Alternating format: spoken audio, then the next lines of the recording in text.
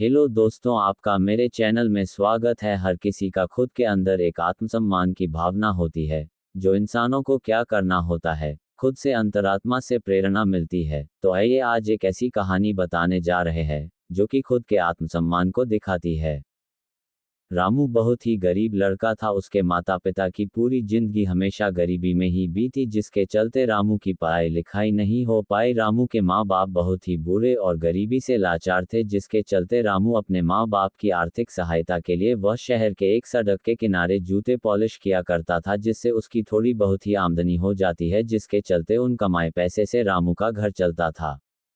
रामू बचपन से ही बहुत मेहनती और ईमानदार था। वह शहर के बड़े बड़े इमारतों को देखता था, उसे भी लगता था कि उसकी भी गरीबी एक दिन जरूर खत्म होगी और वह अपने माता पिता की अच्छी जिंदगी जीने में सहायता करेगा। यही सब सोचकर रामू अपने अपने जूते पॉलिश की दुकान पर खूब मेहनत करता था, लेकिन वह कभी भी अपने ग्राहकों से अपने मेहनत के पैसों से ज्यादा पैसा कभी नहीं लेता था, जिसके चलते उसके दुकान पर खूब भीड़ होती थी। सभी रामू के व्यवहार से खुश रहते थे।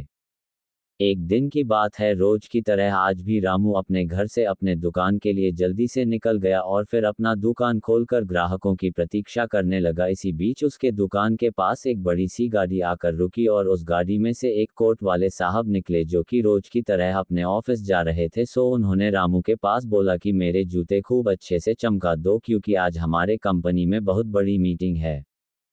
तो रामू भी फटाफट उन साहब के जूते पॉलिश कर दिया, जिससे खुश होकर उस साहब ने 500 रुपए का नोट थमाया। लेकिन रामू के पास तो इतने पैसे कभी एक साथ इकट्ठे भी नहीं हुए थे, और न ही रामू के पास उस समय छुट्टे पैसे भी थे कि वह अपने पैसे काट कर बाकी पैसे लौटा सके।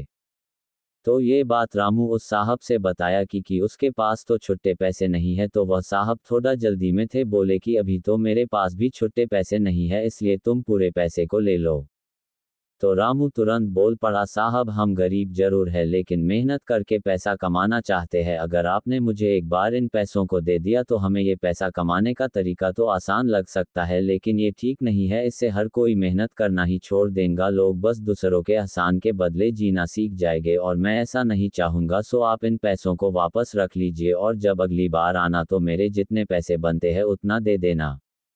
ये बात सुनकर उन साहब की आंखें खुल गई और मन ही मन सोचने लगे कि हमने इस लड़के की आत्मसम्मान की भावना को ठेस पहुंचा दिया है। इसलिए वे साहब रामू से बोले, बेटा तुम अपनी परिस्थिति से गरीब जरूर हो, लेकिन अपने आत्मसम्मान की भावना से अमीर हो, इसलिए हमें माफ करना। और इस प्रकार रामू ने अपने कार्यों से एक इंसान का दिल बदल दिया। और फिर वे साहब बार बार यही सोचते रहे कि वे अमीर है या वो गरीब लड़का रामू, जो गरीब होते भी दिल से अमीर है। कहानी से सीख।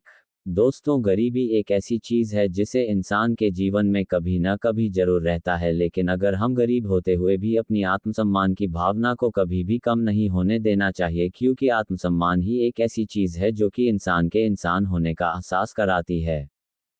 हो सकता था रामू अपनी गरीबी की परवाह करते हुए साहब के दिए हुए पैसों को ले लेता, लेकिन अगर वह उन पैसों को एक बार ले लेता तो जिंदगी भर उसे उस साहब के एहसान तले रहना पड़ता। लेकिन रामू ने अपनी मेहनत और ईमानदारी को हमेशा आगे रखा, जिसके चलते वह लोगों का दिल जीतने में सफल रहा।